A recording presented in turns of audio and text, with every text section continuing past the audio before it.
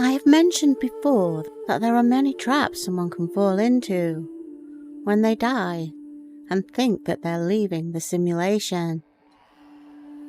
Things that will send you straight back into the simulation so that you can never escape. Here, I'm going to give you a map how to navigate this realm and escape to join with your true higher self.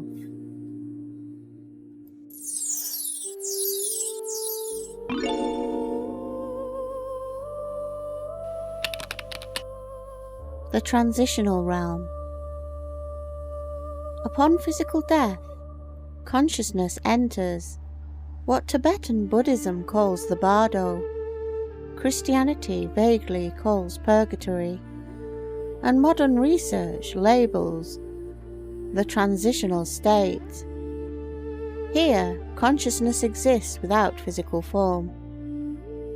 Experience is shaped almost entirely by belief, expectation, emotional frequency.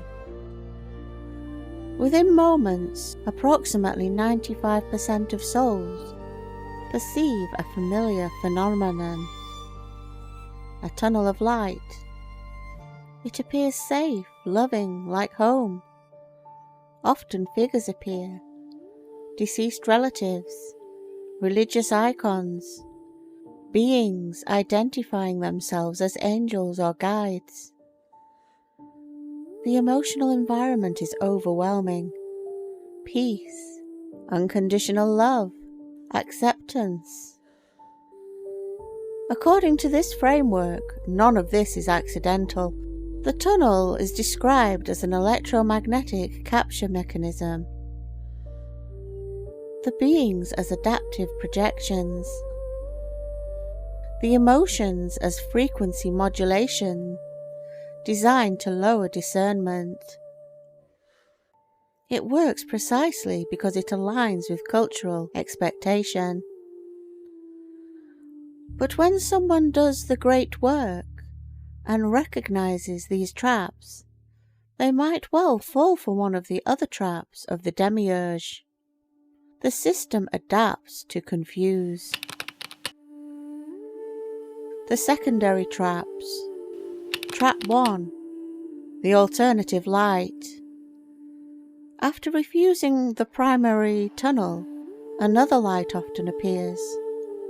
Not a tunnel, but a doorway, subtle, refined, violet or golden. The beings associated with it speak the language of sovereignty. You were right to refuse. You are awake. We will take you to the true exit. This is not liberation. It is a role reassignment. Souls are offered advanced missions, conscious reincarnation, leadership roles within the system. The key distinction is simple. True exits do not come to find you. Anything that appears automatically is part of the architecture. Trap 2. The dark void. Some turn away from all light, entering apparent emptiness. Initially, this feels liberating, but remaining passive in the void eventually produces encounters with void entities, figures of authority rather than love. They present themselves as the true gods, the architects beyond false light, the final arbiters of existence. Their leverage is fear, particularly the fear of annihilation. This too is a trap. Light and void here are two factions of the same system. Trap 3. The memory liberation deception. Some souls are tricked with what they perceive as full memory recovery. Past lives, pre-birth agreements, cosmic identity. This feels like victory. Then appear equals, soul family, companions, collaborators. The conversation always turned towards one more lifetime. What makes this trap dangerous is that the memory return is partially real. The manipulation lies in the interpretation. True soul family does not pressure. True choice has no urgency. Trap 4. The Ascension Chamber. A gateway appears. You are told you have completed Earth cycles. Ascension awaits. But this ascension is administrative, not liberatory. Souls become guides, planners, overseers, believing they have escaped while managing the system itself. Genuine ascension is not conferred. It is not administered. It arises internally, beyond system frequency. Trap 5. The Dissolution Offer. The most refined trap offers complete dissolution, presented as nirvana, moksha, union with the Absolute. But dissolution here is not return to infinite source. It is absolution into a collective consciousness governing the material realm. Individual sovereignty is lost permanently. True reunification occurs only after exiting the entire system. The Navigation Protocol. Liberation is not given, it is claimed. Stage 1. Orientation. Remain calm. Internalize awareness. Affirm sovereignty. Stage 2. Refusal. Refuse all tunnels, lights, beings, invitations. Stage 3. Testing. Question all entities.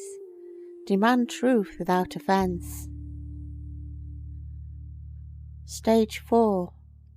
Memory without interpretation. Accept memory.